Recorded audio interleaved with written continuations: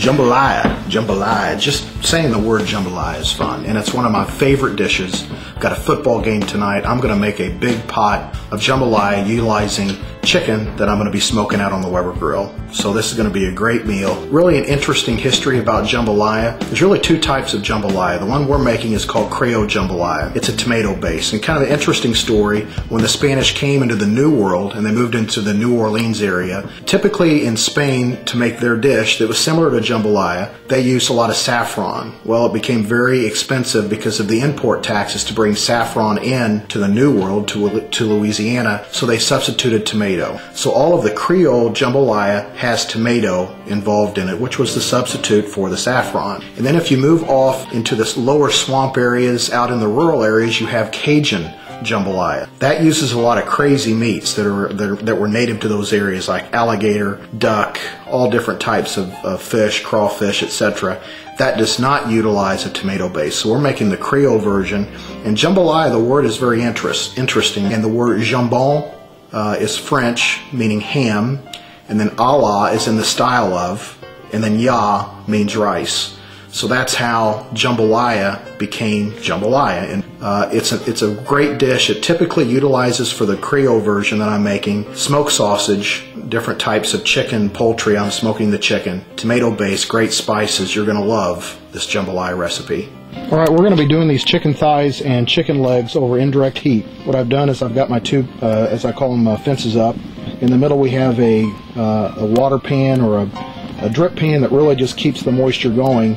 The temperature inside this will get up to 275 to 300, so it's a little quicker smoking, but I've really got to get moving on this because the football game starts at a certain time. I can't put that off. And then we've put hickory on top of the charcoal, and what will happen is I'll be applying the hickory occasionally during the cooking process to give the thighs and the legs that smoky flavor.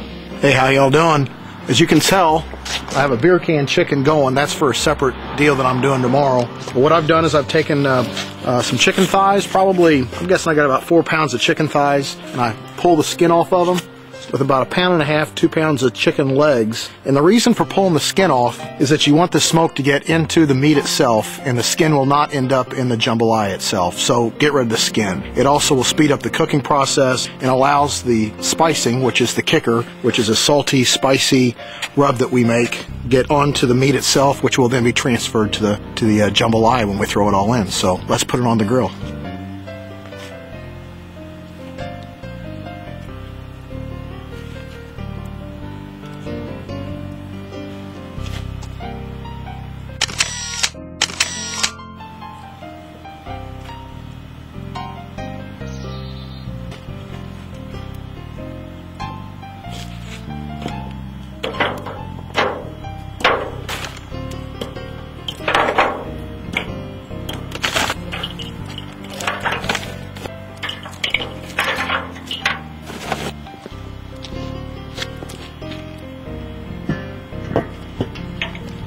This is what those thighs and legs look like after about 2 hours on the Weber with indirect heat.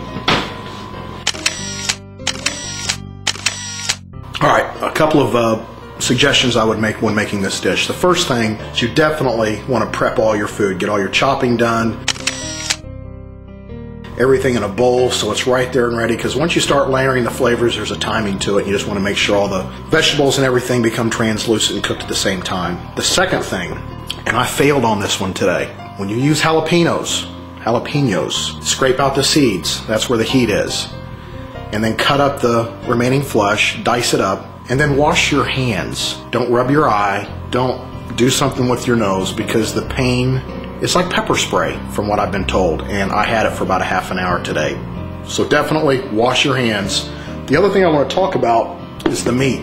In Kansas City Barbecue Society, in the competition, the meat of choice for chicken is now the thigh.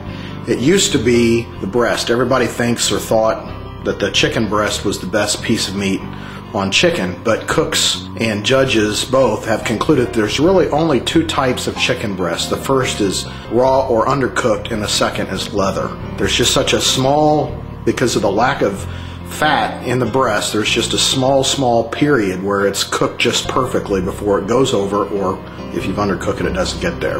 The thigh is marbled with fat. It's a dark meat, and we're using primarily thighs for this jambalaya recipe. All right, this is kind of a one dish recipe, which is the way this type of jambalaya is made. I'm using a nice solid cast iron Dutch oven to make this entire jambalaya recipe. And the first thing we do, we've got this heating up under medium-high heat.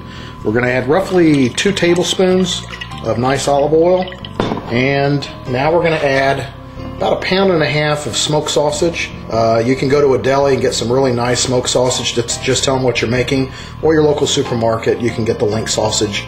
It'll work just fine. So we're going to brown this up, and that'll take about 4 to 6 minutes. All right, the meat's browned up nicely, and if you'll notice, see that dark stuff on the bottom? That's the caramelization coming out of the sausage.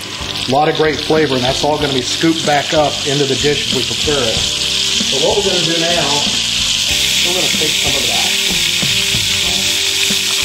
A little bit, some of it. Alright, now what we do, start adding in all these nice vegetables. We've got two medium-sized yellow onions that have been chopped up, the green bell peppers, about cup and a half of green bell peppers that have been chopped up, jalapeno peppers that were so damaging to my eyes that have been chopped up, the celery, about a cup and a half, about a cup of celery that's been chopped up, and then the whites of the scallion, and about 6 to 7 really large cloves of onion that have been chopped up. Get all this working together, layering all these flavors, and get these vegetables nice and translucent, which will also release the sweetness of those great vegetables.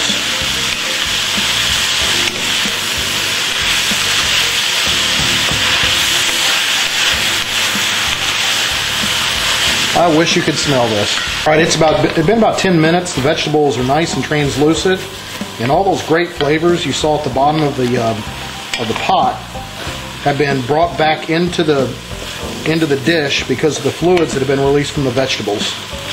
So let's start adding the rest of the layering of the flavors. First thing we're going to do is add about a cup to a cup and a half of chopped tomatoes. Just the kind you get in a can's fine. Fresh is better, but obviously we don't have access to that in the winter.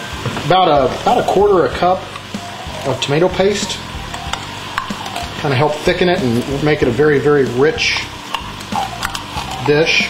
It's roughly 5 cups of chicken broth. You can make your own, that's great, but we use the box stuff that you get at the supermarket, works just fine. Now we're going to add about 3 pounds of the meat. Now I'm going to do both thighs and chicken wings. And if you'll notice, I'm doing it with the bone. The bone will actually provide great thickening and richness for the broth. And towards the end of the dish, we'll just pull the bones out because it'll be falling off the bone literally. So I'm going to do probably around 4 thighs, a couple of legs. And we'll do 3 legs. Alright, now we're going to do about a quarter or about a half a teaspoon of freshly ground pepper, half a teaspoon to a teaspoon of Tabasco sauce or any hot sauce. Just depends on how hot you like it. We're going to do about a teaspoon of crushed thyme. And when you bring out the thyme, you want to crush it in your hand because that's what re-releases the flavor in these dry spices. Roughly half a teaspoon of red cayenne pepper, about a teaspoon of kosher salt. You never want to over salt something because you can always add salt to it when you eat it. About a teaspoon of Fuzzy's Kicker. This adds just a little heat, a little paprika, a little sweetness, and a bay leaf. So now what we're going to do is let this simmer for about 2.5 to 3 hours, and we'll be back to check on it. Just a nice slow simmer. I wish you could smell this. Let's go fishing for some chicken. Alright, we've added the chicken back. We've brought everything back up to a boil. Now we're going to add the rice. Now I use brown rice, brown long grain versus white.